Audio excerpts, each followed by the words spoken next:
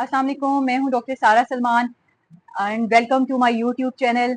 आज का टॉपिक है लिप फिलर्स। बहुत ही पूछे जाने वाला टॉपिक है। आज की वीडियो में सारी डिटेल बताऊंगी कि लिप फिलर्स किन लोगों को करवाना चाहिए, क्या यूजेस होती हैं, क्या साइड इफेक्ट्स होते हैं, कितनी देर तक स्टे करता है। मेरा चैनल अगर अभी तक आपने सब्सक्राइब नहीं किया तो you can also subscribe my channel. Now coming back to the topic के लिप फिलर्स की क्या यूजेस होती हैं, किन लोगों को कराना चाहिए। तो मोस्ट इंपॉर्टेंटली जिनके थिन लिप्स होते हैं उनको to add volume and plump करने के लिए लिप्स जो हैं वो फिलर्स ऐड किए जाते हैं। जिन लोगों की बहुत ज्यादा एसिमेट्री होती है, लिप साइज अनइवन होता है, वो भी लिप फिलर्स करवा सकते हैं। साथ में जिन लोगों को बहुत ज्यादा डिफाइंड बॉर्डर्स चाहिए होते हैं, लिप के हाई डेफिनेशन बॉर्डर चाहिए होते हैं, वो भी ये लिप फिलर्स करवा सकते हैं। साथ में जिन लोगों की वर्टिकल लाइंस होती हैं लिप्स में, उनको डिक्रीज करने के लिए लिप फिलर्स किए जाते हैं। जो लोगों के बहुत ज्यादा थिन लिप्स हैं, बहुत ज्यादा थिन लिप्स होते हैं, वो लोग साइज इंक्रीज करने के लिए भी लिप फिलर्स करवा सकते हैं। अब बात करते हैं कि क्या टाइप्स होती हैं लिप फिलर्स की। Previously lip filler silicone based और even fat based, collagen based आ रहे थे, लेकिन जो रिसेंटली न्यू जो लेटेस्ट हैं वो hyaluronic acid based gel fillers use होते हैं, जो कि बॉडी के साथ बड़े कंपैटिबल होते हैं। नेचुरली भी बॉडी में हाइलुरोनिक एसिड प्रेजेंट होता है, तो हाइलुरोनिक एसिड बेस्ड जो है वो जेल बेस्ड जो है वो फिलर्स होते हैं जो इंजेक्ट किए जाते हैं।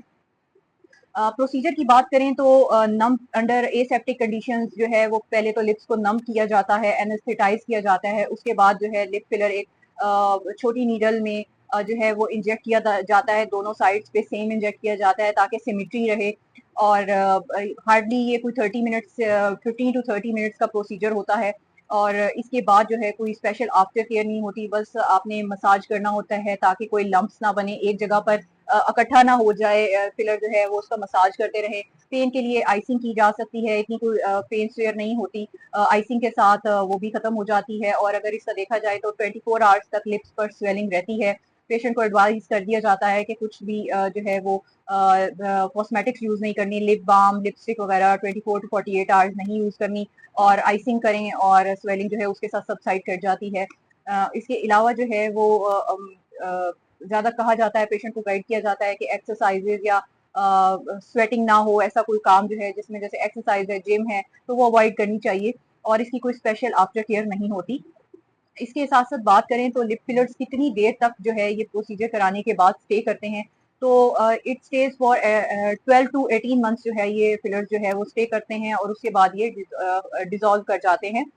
लेकिन फिलर्स डिजोल्व करना बहुत ज्यादा एज पर डिपेंड करता है और मेटाबॉलिज्म पे डिपेंड करता है। यानी कि जो तो बहुत यंग लोग हैं, 30s में हैं, अर्ली 40s में हैं, उन लोगों के फिलर्स जो हैं ड्यू टू हाई मेटाबॉलिज्म जल्दी डिजोल्व होना शुरू हो जाते हैं। जबकि अगर कोई 50-60 प्लस करवा रहा है तो उसकी मेटाबॉलिज्म स्लो होने की वजह से उसका फिलर जो है वो देर तक रहता है।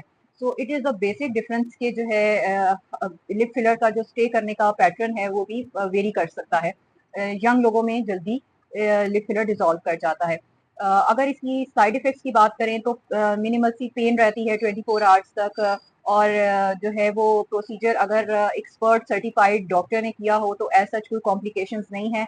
वरना ये आपको पता है कि बहुत ही ज़्यादा डेलिकेट एरिया है, बहुत सेंसिटिव एरिया है, बहुत ही ज़्यादा यहाँ की ब्लड सप्लाई होती है। तो ऑलवेज प्रेफर के जो है बहुत ही एक्सपर्ट डॉक्टर जो है, सर्टिफाइड डॉक्टर जो है वो ये प्रोसीजर परफॉर्म करे। और जो है वो इसके साथ साथ जो है वो इसकी जो साइड इफेक्ट्स हैं वो मिनिमाइज हो जाते हैं। वरना it can lead to serious complications, like यहाँ का टिश्यू नेक्रोसिस भी हो सकता है जो है due to inadequate expertise in performing the procedure। तो इस चीज़ का हमेशा ख्याल रखें कि बहुत ही एक्सपर्ट डॉक्टर की को प्रेफर करें जो कि लिप फिलर्स में सर्टिफाइड हो लिप फिलर्स के लिए। और उसके साथ मैंने आपको आफ्टर केयर भी बता दी इसकी, और इसके साथ आप खाना पीना कर सकते हैं। You can brush, even brush your teeth, जैसे लाइक में आप रूटीन में कर रहे हैं, कोई ऐसा नहीं है। स्वेलिंग होती है वो भी रिजॉल्व कर जाती है। तो उसके बाद देखा जाता है, पेशेंट को फॉलो पे बुलाया जाता है to see if there is any symmetry. Asymmetry हो तो एसिमेट्री को जो है वो मैनेज किया जा सकता है। जिस साइड पे एसिमेट्री हो वहां पर थोड़ा सा और इंजेक्ट करके उस एसिमेट्री को खत्म किया जाता है। और ये जो है बड़ा अच्छा स्टे करता है और बड़े अच्छे रिजल्ट्स आते हैं। People are usually satisfied with our procedures, और बड़ा जबरदस्त ये प्रोसीजर रहता है।